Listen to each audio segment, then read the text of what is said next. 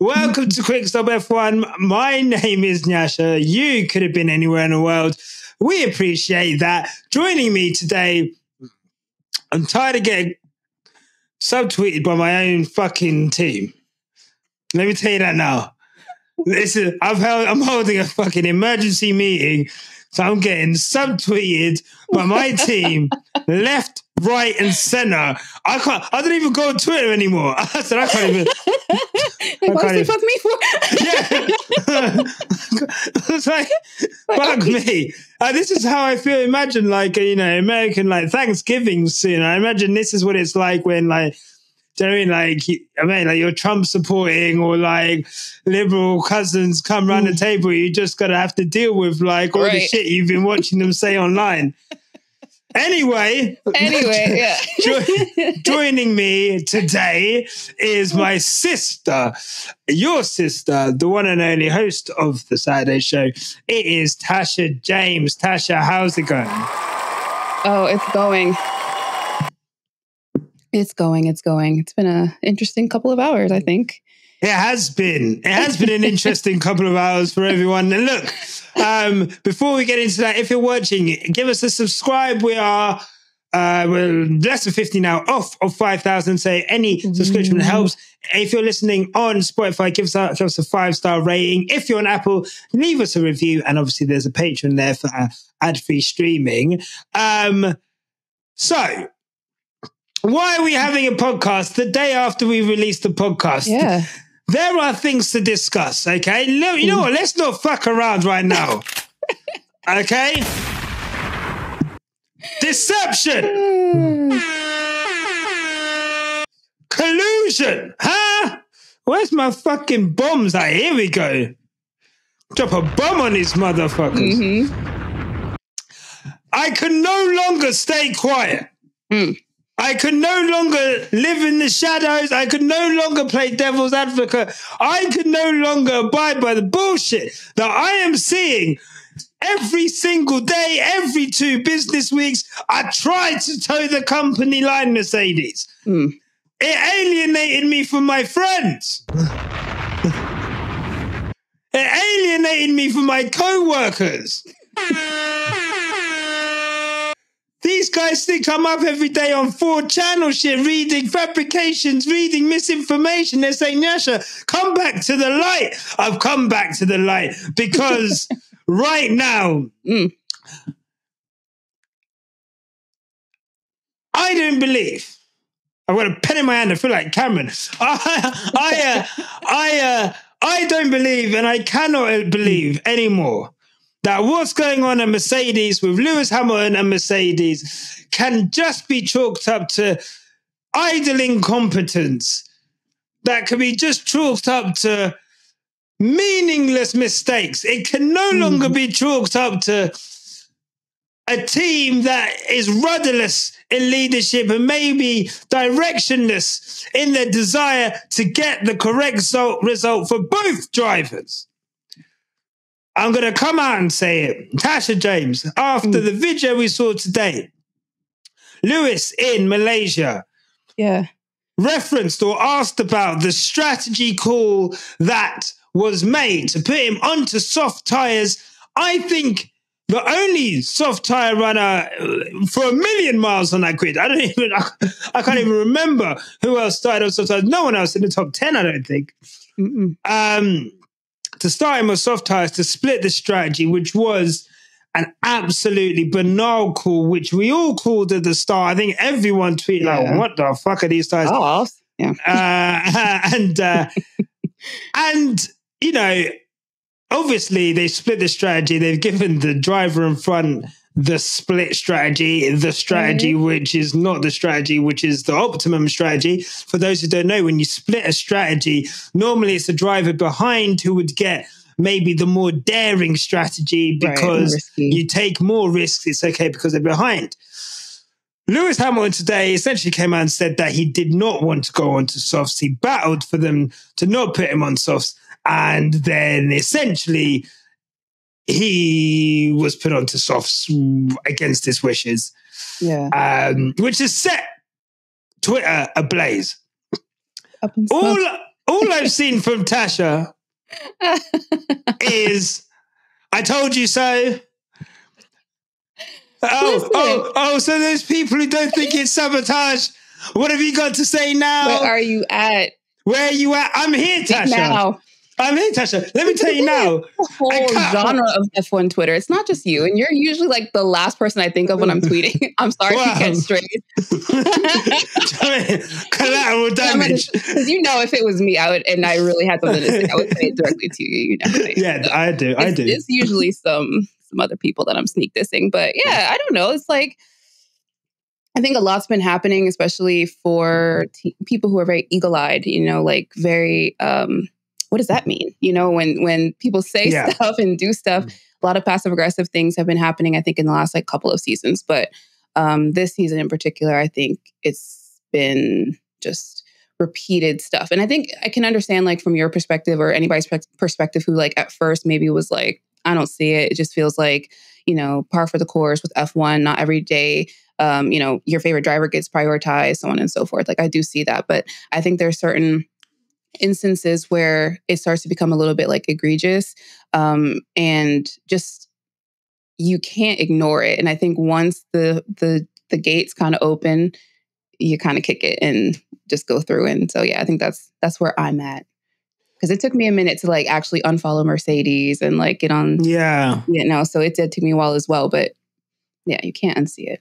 You know what? The thing about, let me tell you now, the thing I love about the Quick Stop family is if they're going to do anything, they're going to hold my ass accountable. Right. And the thing is, I'm I'm not a stubborn guy.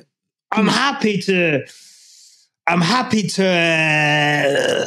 change my mind, to be brought around to another way of thinking. I just need more than, I guess.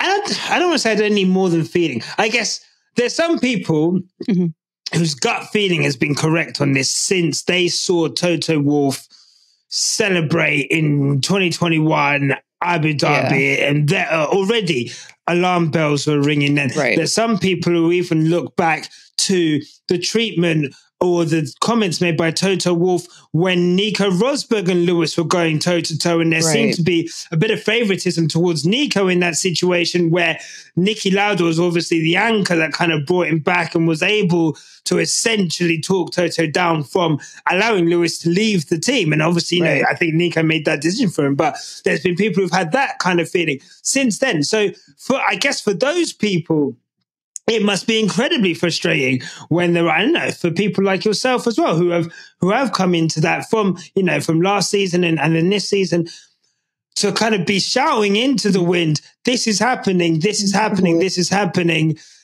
And then to have people be like, label it as a conspiracy theory, label it as, the rantings and ramblings of people who are fanatics, who are not, or, who are almost, this whole cult LH thing, which we do, we've appropriated. I love being called cult LH. Do that even more. But, I guess, Tasha, for you, boil it down for me, and I guess be the voice for the voiceless right now. When we say that, it feels as if there seems to be, and I guess the only word I can describe for it right now is sabotage. In the sense that things are not being done fairly on both sides of the garage, which is leading to a detriment of performance and results for one side of the garage, and that side of the garage is Lewis Hamilton. Why is that? I guess, what is it that is, what are the things for you that you've seen, that you've noticed, along with other people, for you to have that feeling?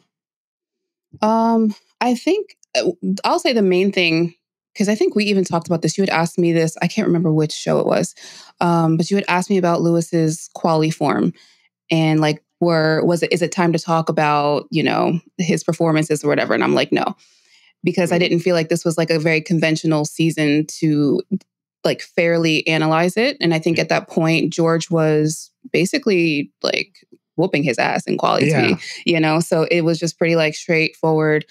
he's winning. But then like you hear things from Lewis himself, like, what did he say? Like, I don't think this season I will beat George and quali. And you're like, what does that mean? Because it's not like he's not really adding anything to that beyond just like some cryptic kind of message. And they asked him to kind of elaborate, and he's basically like, no, I won't elaborate. And then he kind of comes on and talks about the tire blankets and the tire temperatures. And like every time he goes out, his tires are colder than they need to be. So he can never find the grip. Therefore, his performances are suffering. Like it's just been one thing after the other. Then we get an email sent. Then miraculously after the email, things start to turn around. You know, we see his qualifying changes. We win Silverstone. Like, then we go on summer break, we come back, and it's kind of more of the same. So, I mean, there's definitely, I think, more specific instances than that. But I think overall, I would say where, for me, it started to kind of fall off was Toto's comments after we knew Lewis was going to Ferrari. From there, it just kind of was like, this is getting weird. He's kind of crashing out each week, you know? Yeah. He's trying to just, you know, like he's talking about, oh, well, that's fine. Cause, you know, we wanted to keep our options open for the driver market. That's great. You know, it's just, I don't know. It's just like little weird comments that he just kind of kept making that made it seem like he wasn't fully okay with the fact that Lewis kind of checkmated him into going to Ferrari. So yeah, it's been since then for me that I've been kind of like keeping close eye on things, but definitely as the season has progressed and it's been going from cryptic to now basically openly criticizing the team at the end of the video we were just referencing earlier, that's kind of where I'm like, yeah, you kind of have to. It's sad. It's sad. I think for me, you're completely right. There's been a real breakdown in the relationship between Lewis and Mercedes. And I think, like you say, we go back to that Mercedes, to the Lewis announcement, leaving Mercedes. And I think for me,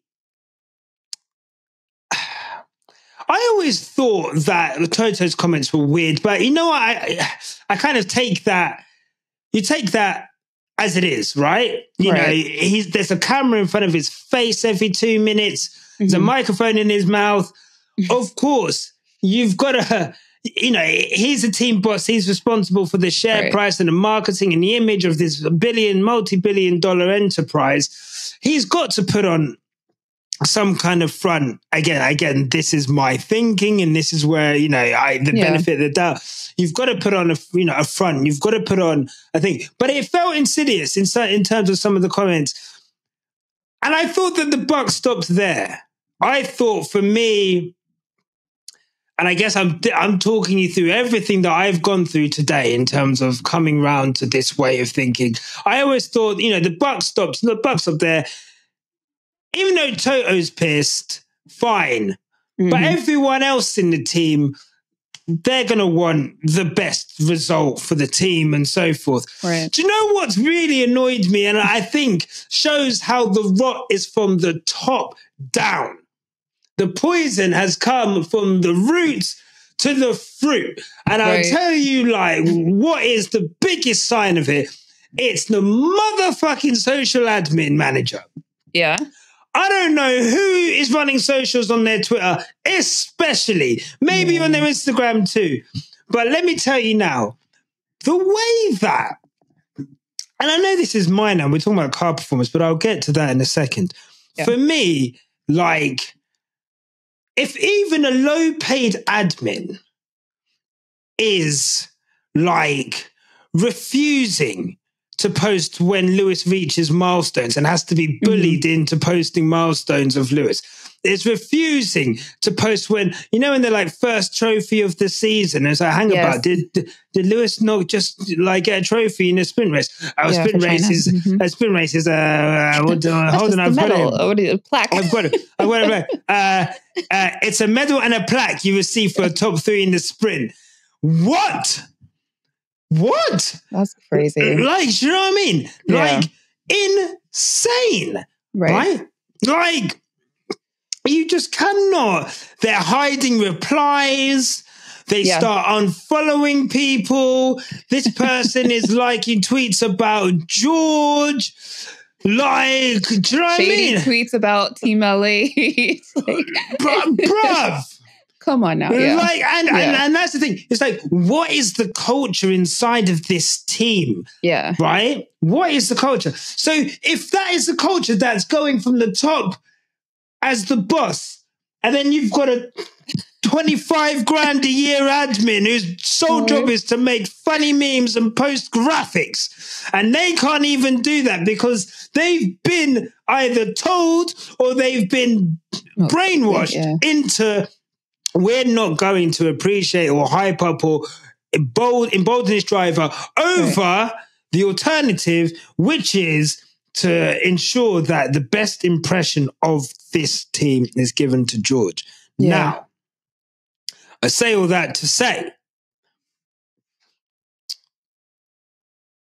I, again, did not believe that this team were favouring George over Lewis in certain situations. And I think you mentioned the tire blanket stuff, right? Mm-hmm. So we have someone, and I know Paris made a comment the other day where she was like, Lewis, it's not Lewis's stronghold. And obviously, people are quick to like correct her on that. And but I know what she meant in terms of, there were times when Valtteri Bottas out-qualified Lewis, and as much as he has had a lot of poles, his race pace is even more impressive than his qualifying pace. But in no world, right? Like, let's be for fucking real right now, yeah? In no world, what is the quali head-to-head between... Chris, can you get the quali head-to-head up, please? In no world is Lewis Hamilton over one lap as bad as it's showing against George, like just in general, right? I'm sorry. I cannot believe him. And if someone who has raced since 2007 in Formula One, if they're saying to me, that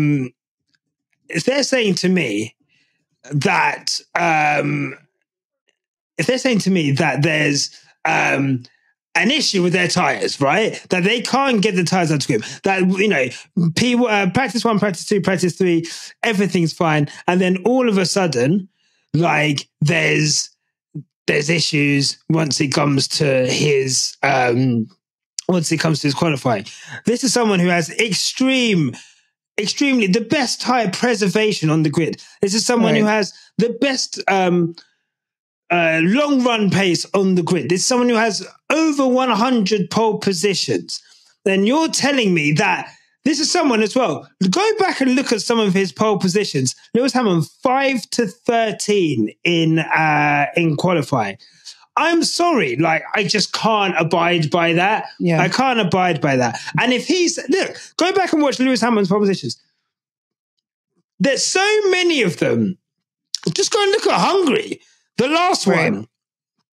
Last person over the line when it mattered, putting in a lap which was 0.0 something, 0.03, 0.02 or something like that. Right, something small, yeah. It was tiny. But I was able to eke out what he needed to eke out for that result to happen. You're telling me all of a sudden this guy can't warm up his tires. This guy can't get his tires in a window.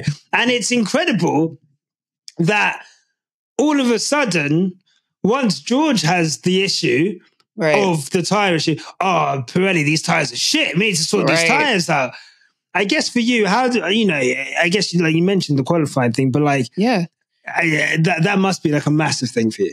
Yeah, I mean, because especially like you're saying, the previous season, Lewis almost single-handedly dragged Mercedes to P2 in the constructor. He got P3 in the driver championship by himself. So and head-to-head last season actually was 15-6 Lewis. On top of that, he also beat him, like I said, in the driver championship. So how do we go from rinsing your teammate the season before in a worse car, and this season, you're nowhere to be found, like just back to back, getting rinsed by George. Like, And, like we say, George is a great qualifier. It's not exactly like, he's no one in that category, but it's like Lewis has no answer for this. That doesn't make any sense. Like there's just no universe where that makes more sense than something out of his control happening. And that's kind of why I think a lot of people are looking and latching on to the tire blanket issue, the tire temperature issue, because it seemingly is something that has been very effective at keeping him outside of the, top front row or whatever when he's qualifying. So P7, I think, is like the average like place that we end up, I think, this season. So it's been kind of crazy to see that just the season before he was a completely different driver. And now it's more plausible for some people that he just fell off a cliff over winter break and not that something else is happening. And I can understand why people wouldn't be quick to receive that. But at the same time, I'm like, how does Lewis Hamilton falling off make more sense, especially after everything he's been through and, has kind of endured since the W13 to now? How does that make more sense than the other thing? It doesn't make any sense. It doesn't make any sense in the slightest. And I think for me, I think it's pathetic. No. If you want me to be really honest, I think it's fucking pathetic that we're in a situation where people leave teams, bro. Mm-hmm. Like, people leave situations to this idea that they somehow need to, if they're doing all of this to somehow build George Russell into something and to allow George Russell to try and sail off into the sunset with, I guess, a 2 best of 3 series, 2-1 victory in points over Lewis Hamilton, and to say that this guy is ready and, I guess to give George that belief or whatever, or if that's the reason they're doing it, or if it's because they just, they feel hurt and betrayed by the fact that he's left. If that's the reason they're doing it, that's also pathetic. I just like, for a professional sports team to do this. And the thing is, now I'm at that point where if it's not deliberate, if it's not sabotage, it is, what is it? Like, that's right. What I can't get my head around it. Like, what is happening there? Because, like, why is it only happening to one person? Right. And that's, I mean, sorry to cut you off. No, please do. I think my kind of, since we're theorizing here, do. Going back to, I think 2023, when we we weren't getting an answer about the contract extension. It kept being like, oh, we're working it out. Oh, we're going to have coffee. We're going to sign it. Like, it just kept getting pushed back. And then, of course, Lewis along the way is saying, like, I want to end my career here. Like, I don't really want to leave the team. So obviously in February, when we were seeing that he's going to Ferrari, we're like, how did this happen? And then the one thing we did see that day, the announcement day, was Ferrari's stock valuation just like skyrocketed. So it's just interesting in terms of like Lewis Hamilton, like he's not just a driver. And I feel like sometimes people forget that we're not just talking about, any old driver switching teams. He's an empire, he's like a black hole for attention. Like if you walk in a room and start talking and Lewis walks in, like no one's going to pay attention to a word you're saying. Next season, he's going to Ferrari, which is already a gigantic news story. There's going to be a F1 film. There's going to be a documentary at some point. All the magazine covers, I'm sure he's going to be like, no one will be paying attention to anything beyond, Lewis Hamilton at Ferrari next year and everything else he has going on. So, he's a moneymaker. He, engineers have wanted to follow him to Ferrari.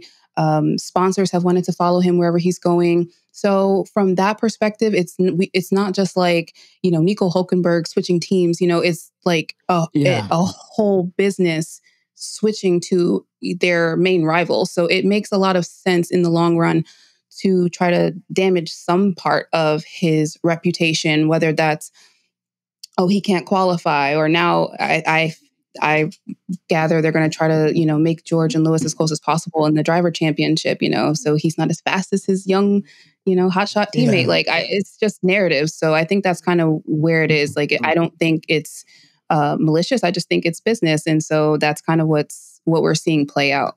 And that's why I think it makes the most sense to me that that's what's happening versus Lewis is just unable to perform his job duties at all of a sudden. Yeah. It's just insane. It's insane. You know what really gets me about everything is the strategy. Yeah. Right? The strategy calls have been fugazi the moment. I mean, they've always been fugazi. Let's not act like we didn't watch James Vowell put Lewis on hard tires for 50 laps in Monaco. With the Lewis and Inshallah fucking strategies that they've had for a long time, right? And it was masked by the fact that they had a quick car and a quicker driver. But you look at situations such as Zandvoort 22. Mm-hmm. Obviously, more recently, you're looking at Belgium. You're looking at was it Monza? I can't remember. There's other races, right? Where essentially obviously last week, Sunday, essentially, where Singapore last year, you could even argue, and look how that ended up. This, it's almost like you're going through department to department, right? Right. Department. And everyone, if it was one department fucking up, if it was just a social media admin being a prick, fine. I'll take that.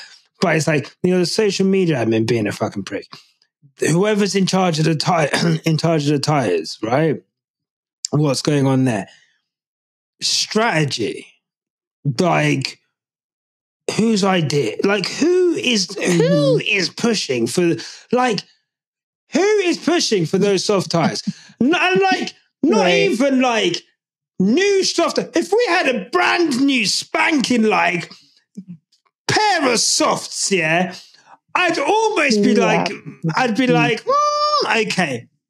Like I said, I didn't even realize these things were older soft tires until the graphic came up and it was these tires are 15 laps old. Everyone else is at 30. I was wait, we've got, so we have a tire delta of -2 on soft tires whilst everyone's on mediums. Right. Even if we did get ahead, what did you think was going to happen? Right. It doesn't make sense. It doesn't. Nothing makes sense, and no one can make it make sense. And that, I mean, even Lewis in the video, he said the word was perplexed. I was perplexed when they presented me this strategy. It does not make sense. There's just, you can't. And even if you're waiting for a safety car, why go on softs? Why not still be in the same tire strategy as everyone else? Because everybody's going to pit as well when the safety car comes out. It would have to be the most ridiculously tight.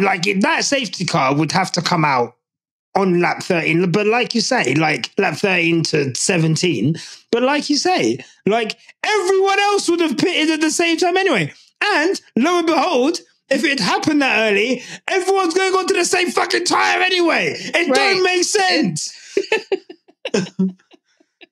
It just doesn't make sense. It doesn't make sense. And then when you hear Lewis say that he had to battle with them, right? He's not just saying I accepted it. He's I battled with them. I really wanted to be on mediums, and they really pushed for softs.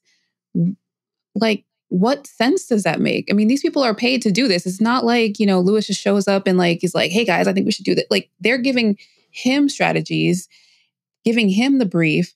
And then they kind of decide from there, like how they're going to, run this race. So it just doesn't make sense that they fought so hard for this ill-fated strategy to begin with. Like, and I don't think it's incompetence. I'm sorry. Like, everybody can't be incompetent at their job. Like, everyone can't be incompetent. And then not a team or a company who have been as successful as they have. Yeah. I refuse to believe that you can be this incompetent. $3 billion company, no way. No way. Like, no way. And like, I'm not going to lie to you, like, the disrespect that these guys are now inflicting on him is unreal. This is a guy, like you said, and it's like, it's because, and it's like things like, I was going to go into a list of why you should respect Lewis Hamilton, but like you say, like, this guy is going to Ferrari, and unfortunately, no one is going to give a fuck about Mercedes. Everyone asks me, people who don't watch F1, and obviously, but they know I like, they know I like F1, and they know I love Lewis Hamilton, and so they're saying to me, oh, are you still going to be supporting Mercedes when Lewis Hamilton leaves next year? Right. Huh? Who? What? Who the hell is Mercedes next year? Yeah. Are you daft? Like, no, like, I'm leaving. And that's the thing. Everyone's fucking leaving, bro. Like, we're all leaving. Their market share is going to leave. They can't figure out their car. Their star boy can't keep his fucking tires on the road. Their other star boy crashed in FP1. So there's even more pressure on Kimi for testing and the rest of the sessions that we have going forward. And I just think, for me, it's almost like this crumbling of an empire. When, like, in a film, when the evil guy, the walls are closing in, and then they're trying everything to cling on to power, but they're going to lose, but they don't care. If I'm going down, you're coming down with me. Right. And that's what it feels like with Mercedes, with this fucking awful way that they're managing this situation with Lewis. Because clearly there are people within that team who do not want him to succeed. Absolutely. And if I'm to say they're in the minority, I'm probably sure they are in the minority. I don't think that 1,000+ people in Brackley and Brixworth absolutely want Lewis Hamilton to fail. But do I think there are people with access to the car, with access to design, with access to media, with access to strategy, who are looking at the situation, are pissed off that Lewis Hamilton's leaving, are pissed off that he's talking shit about the car in public, are pissed off that George Russell, who they favour, is not being able to beat him, and are doing something about it.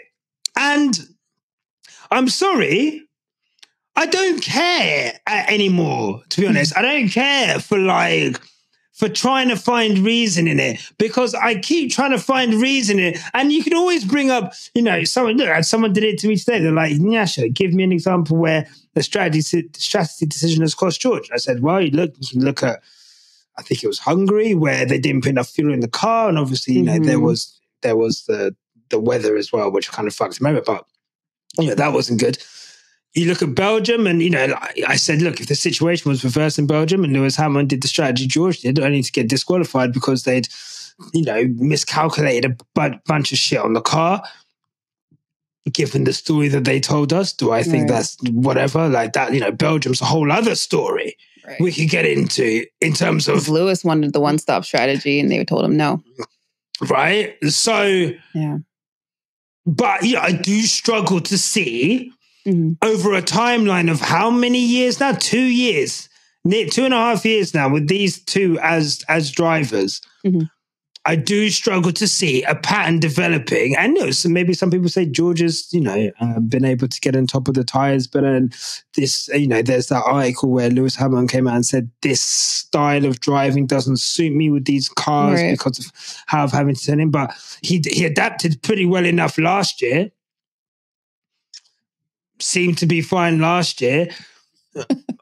All of a sudden, he can't warm his tires up on a lap. Yeah. Like, it doesn't make sense. Right. And I'm tired of trying to make something. What is that? Is it Occam's razor? I can't remember. It was like, oh yeah, where if you're looking at a problem, the most obvious answer is the answer. Right. If it walks like a dog and it talks like a dog, a zebra, it's not. That's it. That's it. That's all. Like, I mean, at the end of the day, too, I do feel like people put a lot of like, what is the word I'm looking for? And they call it, we say like sabotage or, whatever. Like, I think they're putting a lot more malice on it than there needs to be. Like, I don't think that anybody's out there trying to like, I don't know, like physically harm, right? But it is a pattern of behavior that has harmed his results that we are actually able to like see a pattern emerge. So I do think that there is that in terms of this season. And I think also too, like there's precedence in Formula One itself for the outgoing driver to be excluded from stuff, to not get the same information, to not get the same treatment. So even from that perspective, what's happening with Lewis is kind of par for the course. So people pointing it out, I don't think they're being conspiracy theorists. I think they're just pointing out something that typically happens in any other team. And depending on if you like that driver or not, you're going to acknowledge that that's what's happening or not happening. So yeah, I just feel like Formula One is not the sport where, these are all friends and like family and like, kumbaya. Like it's not. And even though Lewis and Mercedes have this, long history together, like I said, billions of dollars are kind of on the table, and Lewis by himself, is generating that kind of money. He's got the most followers of any driver in F1, the F1 account itself, Mercedes, any team. So he is like a universe onto himself. And so it's like not an exaggeration that people, especially in the sport, because they don't even want him to be here to begin with. So like we're still at that level with Lewis. Like even though he's got the success, he does not have the support for the success. People do not want him to be doing better than what he is. And so just from that alone, like it's not, I'm sorry. I'm just like, it's just, to me, it's like obvious. And like, I know some people have to be kind of coaxed and dragged along, but I'm like, I'm glad we're all kind of seeing it, No, 100%. Yeah. 100%. And look, before I go on to the next thing I wanted to say, and I think we can close this off now. Unless there's anything else you want to say.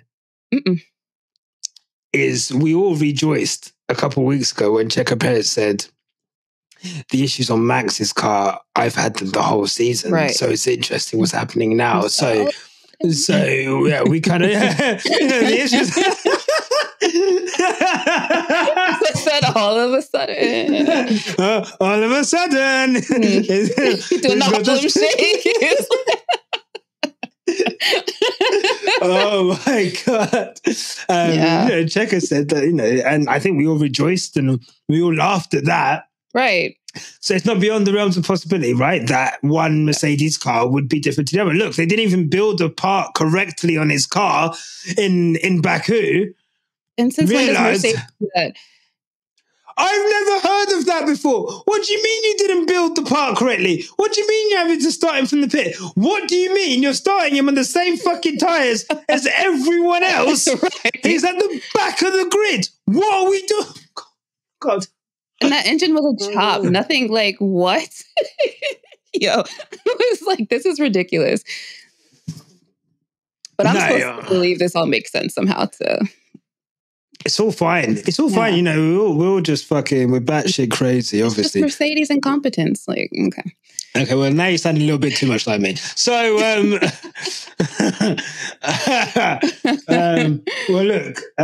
look, I think I want to end it, like, it's been quite a deep conversation. Mm-hmm. And I think I want to end it on some light-heartedness because, Tasha, have I got a stocking filler for you? Oh. Yeah? Okay. Speaking of a family, aka 9 teams, 1 family, guess who is coming out with an inspiring memoir? Hey, don't piss me off. Hey, Callum.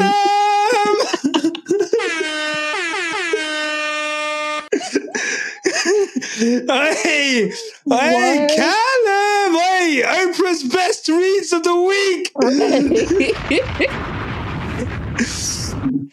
Oh, I can't wait.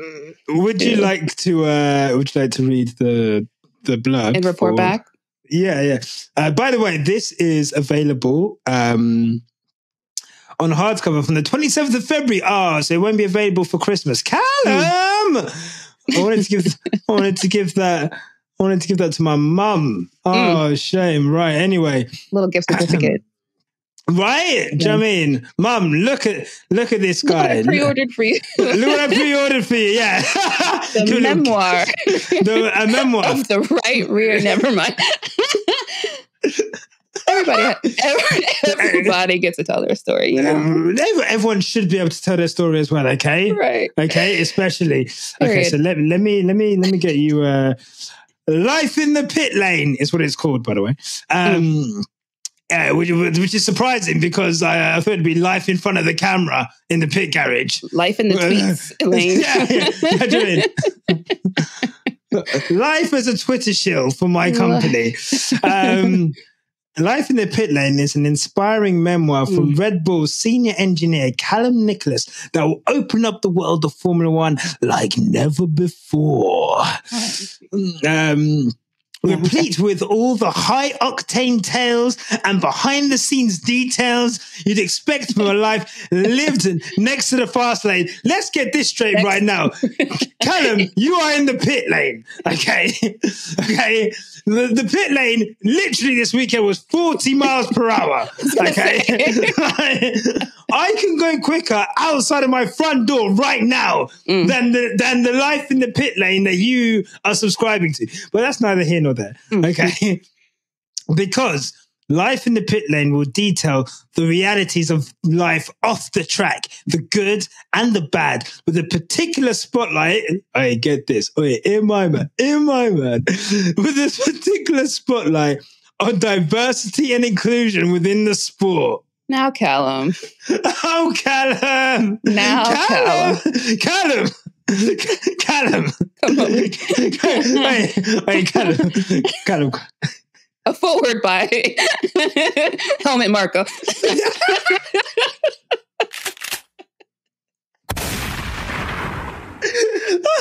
y'all men know about diversity over there at Red Bull? Like, oh my goodness. Introduction by Jos Verstappen. Like, woo. Prologue, Nelson GK. Like, oh my God. I'm pressing the wrong button. Oh my God. Please. Oh, Callum. Don't do this, Sorry, let me finish. Let me finish off. We didn't even finish the We need a quick stop book club. This will be the first. Oh my! This will be the first one. This will be the first one. And all the entertaining stories and behind the scenes details fans of F1 will be looking for. Oh my God, there's more. Life in the Pit Lane brings a brand new perspective to the sport as Callum reflects on his career so far, how the sport has changed for those working in it, the realities of life on the road, and the future he hopes lies ahead. Callum, let me tell you now. Oh my God. Callum. Yeah. Callum, you know when I knew like Callum was hilarious, yeah? You know when they do those so before Callum was a Twitter troll, I always used to like, you know, he stood out. He stood out, absolutely. Right? Yeah. This guy, and they make sure to get him every race. So, this guy knows he's got his spot. X marks the spot. Mm-hmm. He knows my camera's there. If I sit here, do you know what I mean? So Callum, they did Sky Sports, I don't even think they do it anymore. I think they just binned it off now because it's like, how many people can we actually talk to? But they did like a Black History Month thing, right? Talking to black people on the grid, of which one was Callum. I think he was one of like 3 people. And you can always tell if someone's funny or not. When they ask people like, who's your black hero? Do you know what I mean? I'll give you 3 guesses. Like, enjoy it. Like, who do you reckon Callum said? Oh no. Just think of like general black people that someone could mention. Like, I don't know. Barack Obama, LeBron James. No. Oh, think older. Think older. Older. Think like civil rights. Martin Luther King Jr. My man said Martin Luther King.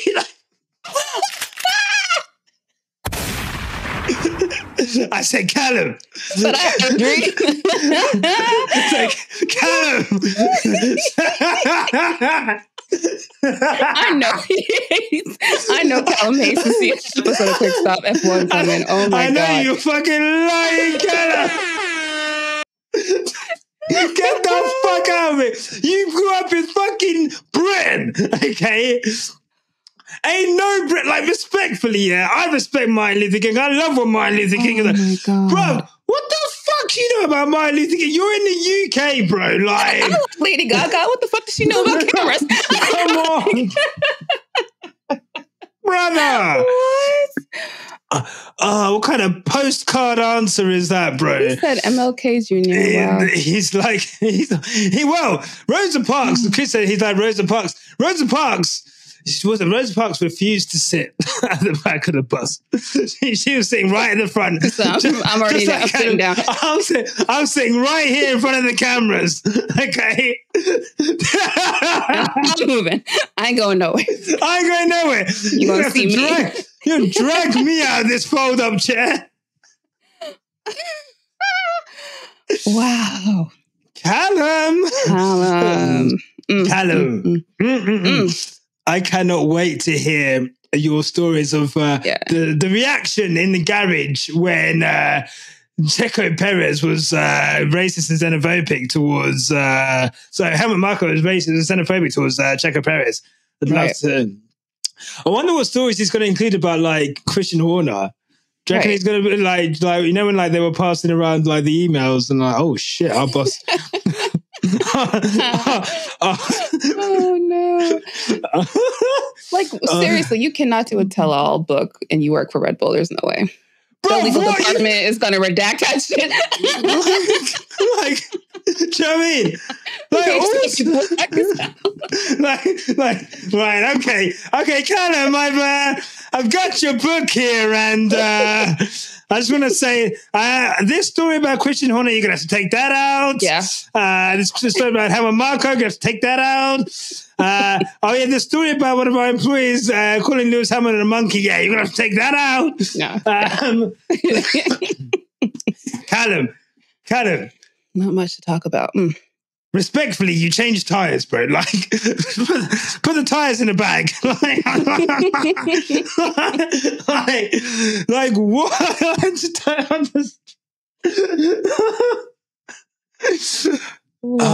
Look. And the thing is, we're taking a piss. Callum on the show.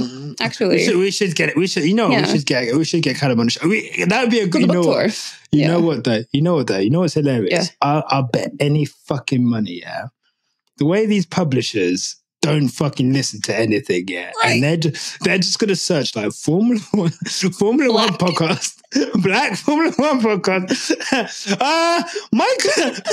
My client, famous F1 engineer Callum Nicholas, is doing a tour of his book and wondered if you'd have any promotional space. I'd love to have Callum on this show. Bring Callum on. Big fans. We're big fans of Callum's work. Okay. I've been meaning to talk to him actually for a hot minute. Yeah. I have a couple questions I've got for Callum actually. Yeah. Oh God. You know what though? Big up Callum. Callum is really good in terms of if Callum wasn't a Twitter troll, yeah, I would have. Yeah, we would know. I would have so much respect for my man.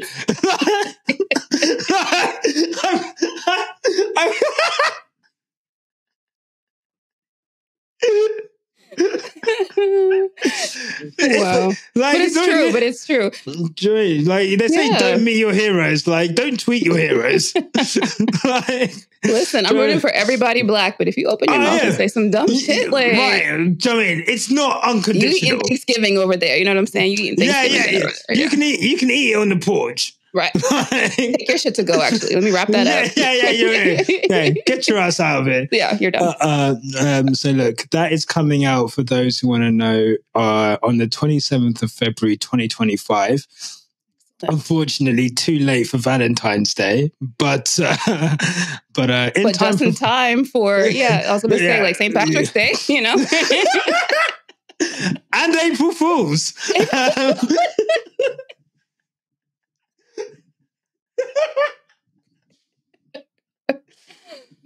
Lord have mercy. But go cop that. Go cop that. Go cop that. Oh, in all good bookstores. and the bad ones too. Lord have mercy. I'm reading that.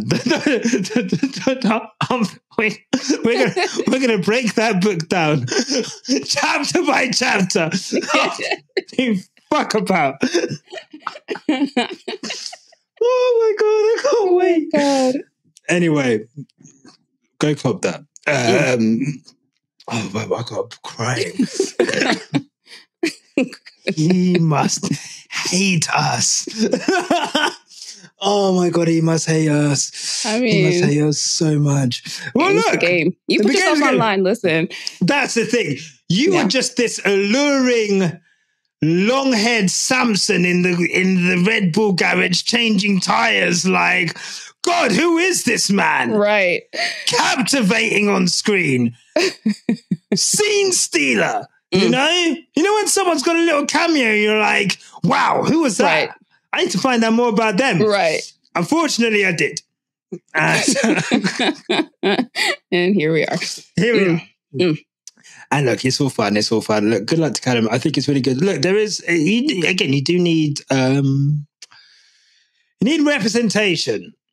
And I think if anyone wants to get into engineering, I think his pathway, if you're looking for a pathway into how he got into engineering and, how he got into the position he got to in Red Bull, I think that's a really cool thing. And look, you probably can't even imagine what it's like being a black person working in Red Bull. I can't imagine it's easy. He seems to be having a fucking blast. That's his family. That's family. That's my family. So any sympathy I've got is definitely capped. Tasha. Yeah. Thank you for your time. Thank you for having me. What an episode. I hope you guys have enjoyed it. If you've enjoyed it, make sure to give us a subscription. Chris is blowing up the chat. Let me see what he's saying. I wonder. Chris says, I wonder what the font size is going to be now, Chris. Okay. Christopher. What the fuck? We're going to hell. Everybody's going to hell on this podcast. We are going to hell. Gasoline draws.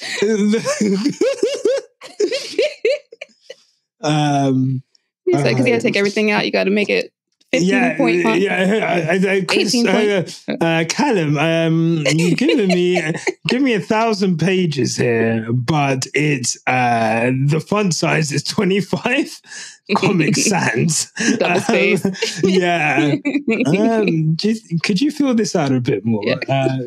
Just a few more thoughts on your time. Anything, that time where you couldn't get the wheel nut off in Monza. What was going through your mind there? No, I'm joking. I see here you took credit for building the car with the asymmetric brakes. Yeah. You said here that it's bullshit that there was no asymmetric brake bias. Have you got a chapter on how, since they took it off the car, that you said you've been building for the last 14 races? Oh, shit. Yeah. Oh my God. I can't wait to read that book. My God. I hope he pre-orders it for you, signs it, and sends it to your house. Like, yeah. I know. It'll probably be Since you're a fan, yeah. You know what? That would be such a sick. If he'd done that, if he's such that, obviously, we'd love to hear what the catering situation is at Red Bull. That what are they feeding you over there? That makes you go over budget. It must be crazy. Anyway, look, that's fun times. Thank you so much for watching, guys. Look, this is the type of content you're into. Look, you're going to want to subscribe because you're going to want to know when bookmark it.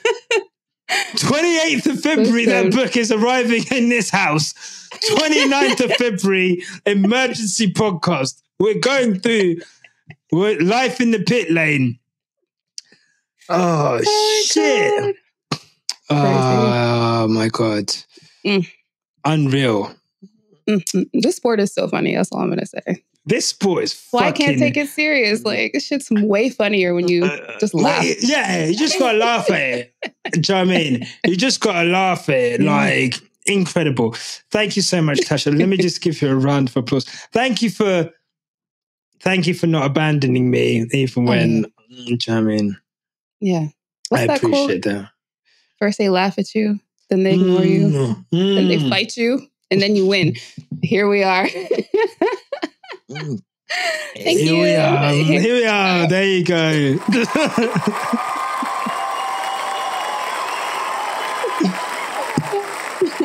You had hands for a while. Oh, shit. Well, look, thank you very much. I hope you guys enjoyed that emergency episode. We'll see you on the Saturday show, and I wish you all a very merry St. Patrick's Day. Until then, no matter what life throws at you, keep it on the black stuff. Hey, keep it next to the fast lane. Right. And until then, goodbye. Look, mate, if you've got this far, clearly you like what we do. So here's a link to subscribe to the Quicks Up F1 family. Give that a click. And here's another link to some more cool on our channel. Sorry, cool stuff. And remember, no matter what happens, keep it on the black stuff. Click the stuff. Click the links. Click the link. The links. Click the links. There. They're there.